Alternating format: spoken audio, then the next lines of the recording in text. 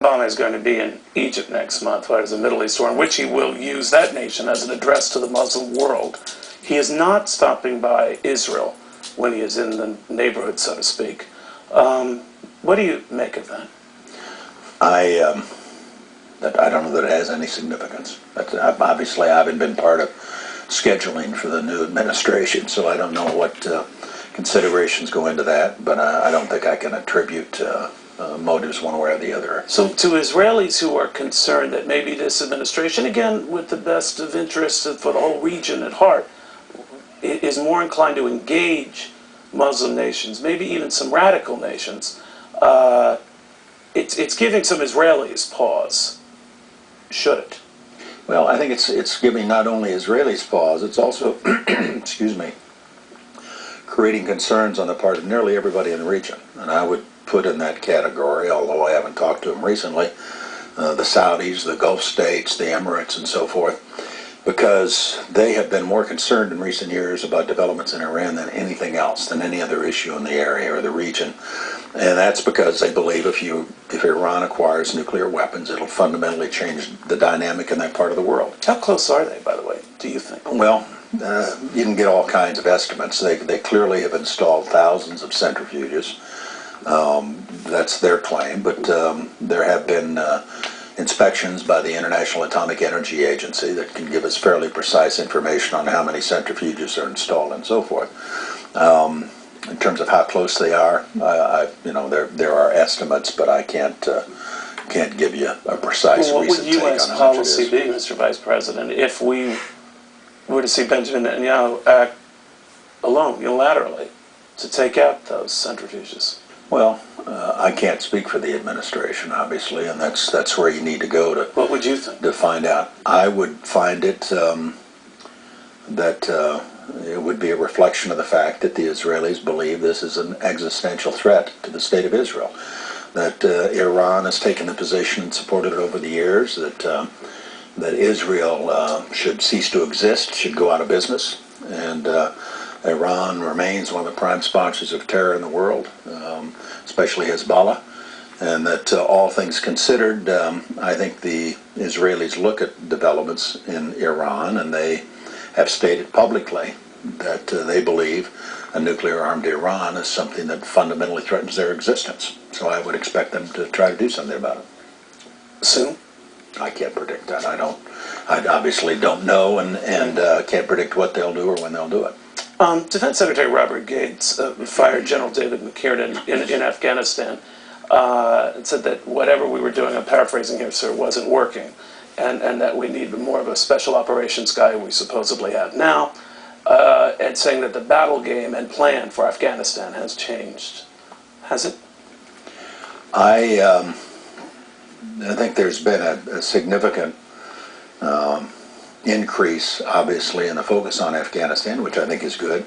We had completed a review of our policy in Afghanistan shortly before we left office, and then decided that we would not put it out at that point, that would feed into whatever the Obama administration wanted to do and might help them form a sounder policy.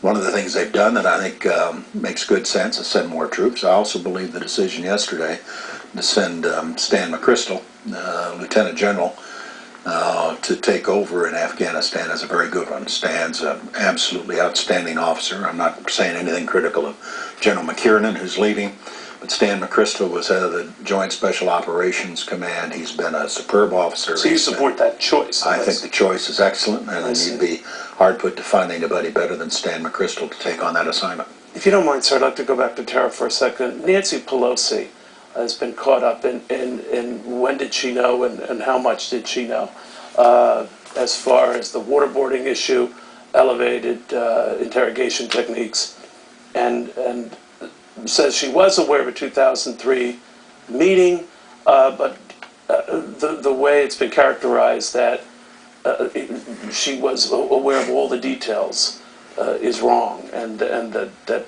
painting her any other way is wrong. What do you make of that?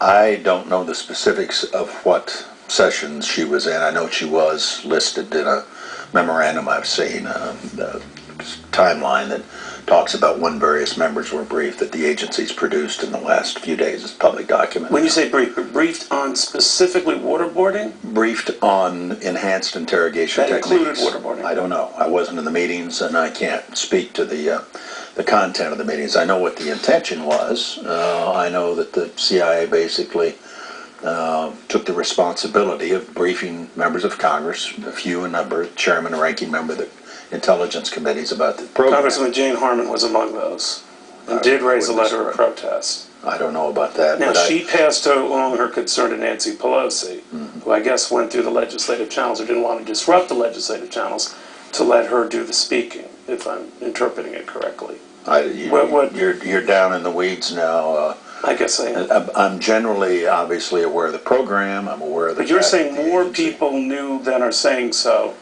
about these interrogation techniques? I think it paralleled the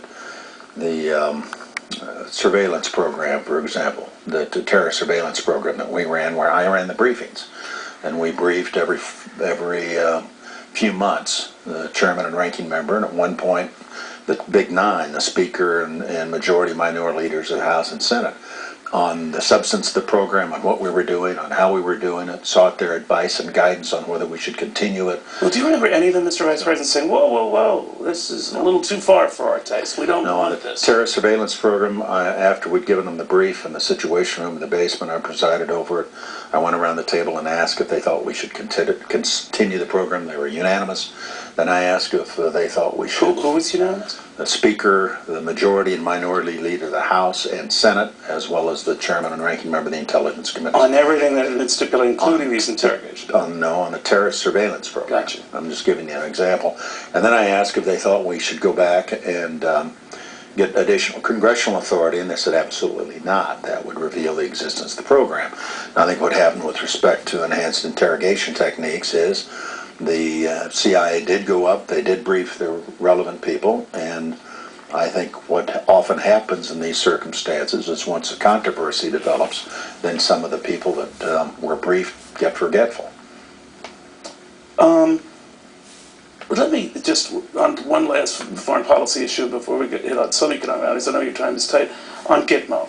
The administration's intelligence director had said that detainees who are just misplaced and are here have a right to, among other things, and could get welfare, for example.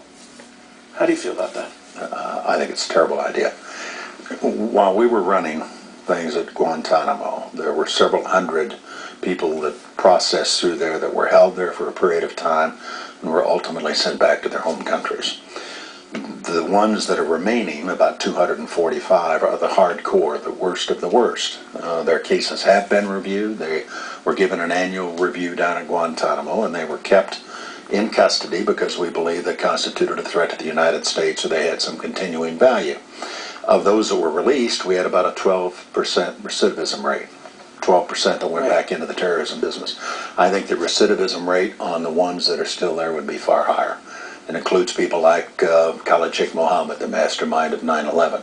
Now, I think they're having a very hard time finding anybody around the world who wants to take these folks. I know when we tried to place a few Uyghurs, Chinese terrorists, while we were still in office, ultimately the only country that would take them was Albania. Everybody else rejected them. Where do you think they're going to end up? Well, I think they need to keep Guantanamo open. I think it's a mistake to try to close it. I think if you didn't have it, you'd have to invent it. If you bring those people to the United States, I don't know a single congressman who's going to stand up and say, gee, send me some terrorists. I'd like to have some Al-Qaeda types living in my district. It's not going to happen. So I think they're going to have great difficulty trying to find some place where they can locate these folks. Guantanamo is a great facility. It's very well run. These people are very well treated. It's open to inspection by the International Red Cross and the press and so forth. It's a good facility. It's an important program, and we ought to continue it. Well, now you know why